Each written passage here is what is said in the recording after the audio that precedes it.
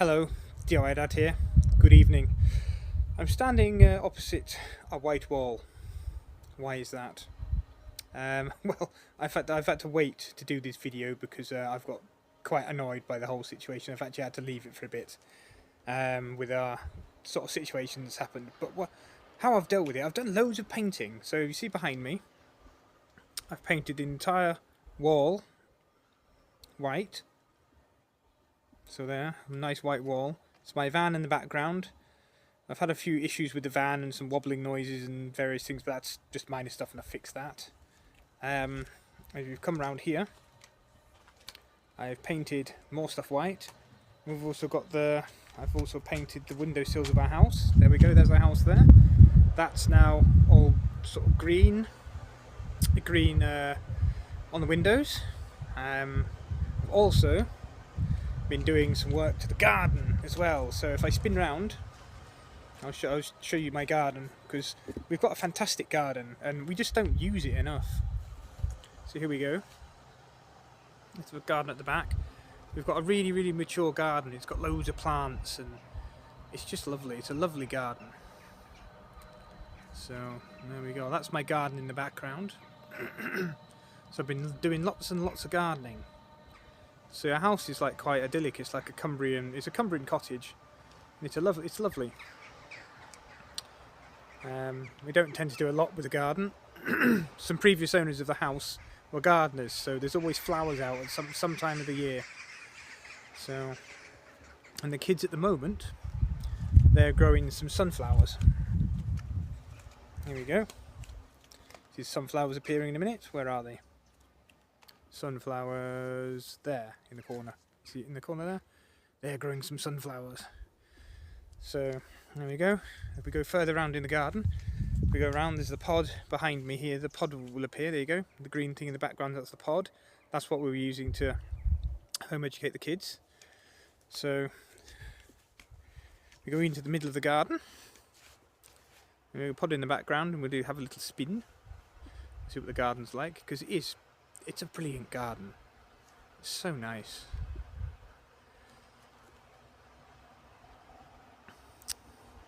There we go, and you see the house in the background.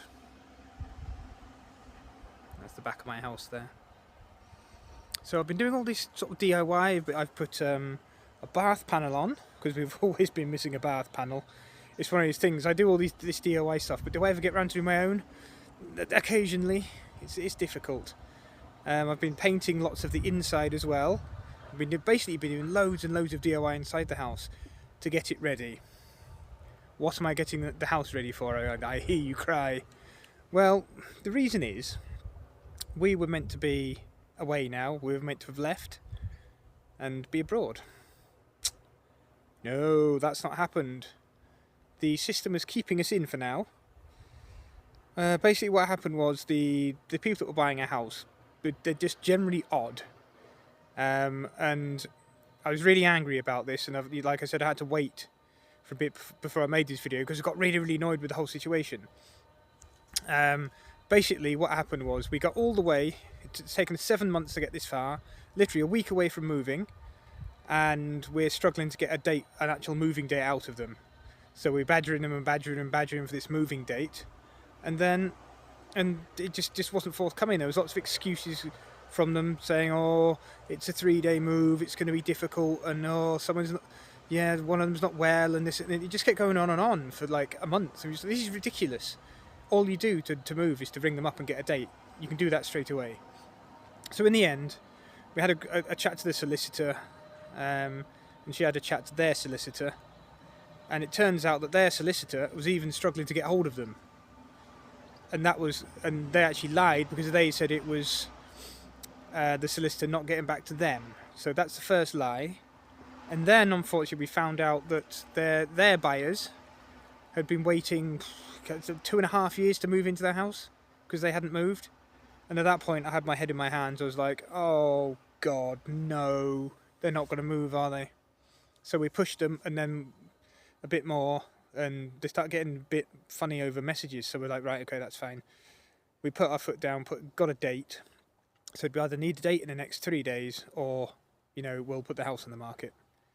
So we got another RC message back from him, and then that was it. We had no contact since. So the date came and went, and even now our solicitors is emailing us now saying, "Have you had any contact from them?" We said no, and she hasn't heard from them or the solicitor. So they've just completely blanked everybody. They've not given reasons or anything. It's just a week before they've just decided. Obviously, they just don't want to move, and they just buried their head in the sand and just ignored everybody. So thank you very much for that. That's cost us about £10,000. So, as you know, I've given up work now. So, really, what have we got now? Looks like if we manage to move, it's going to be December, potentially all the way up to December before we can leave. And I've given up my job because our move was imminent. So this is why all the DIY is happening. We've actually had several estate agents in today to value the house. And we've got everything up, everything's spick and span now. I've painted the inside and the outside. So I've been really busy doing that, trying to get all those little jobs done that you should do when you sell a house. So our house is in really good condition now. It's had a new roof, for example. It is. There's nothing wrong with our house. It's just we want to sell it. So that's why I've been doing all this DIY. Ironically, the amount of money we actually decided on selling to these people that apparently didn't want to buy it is quite a lot less than the valuation of our house. So we've done all this work to it, and we actually might be on a winner. We might actually make considerably more than we would have done if they'd have bought it, which surprises me because if we gave them the price for the house and they said, "Oh, it's very reasonable," and they were really excited about it, and then when it came down to it, they just wouldn't move. So the whole situation is really odd, and our solicitors haven't really come across anything like this before, where you get people that go to literally a week before and then decide that they're just not going to do anything. It makes absolutely no sense whatsoever. So I'm pretty disheartened, I'm going to be honest. I'm always honest on these videos because there's a lot of videos out there that are banging on constantly about fake news and fake things that happen, and this isn't as fantastic. It's not always that way. What we're trying to do is, a lot of people have done what we do, what we're going to do. But is it easy? No, it's not easy. Telling people you're selling everything to move abroad or just go around the world, that's not easy because you get judged all the time. A lot of ours has been good, but you get the odd person that goes, "Oh, well, you're not worried?" You think, yes, I am, but try not to make me more worried by putting your worry onto me as well. So we're here for at least another 3 months while we go through the whole house episode again. So I'm really, really annoyed that we've wasted 7 months of our life waiting for these people. That's what's really annoyed me about it all. And to the point where I got really stressed about it.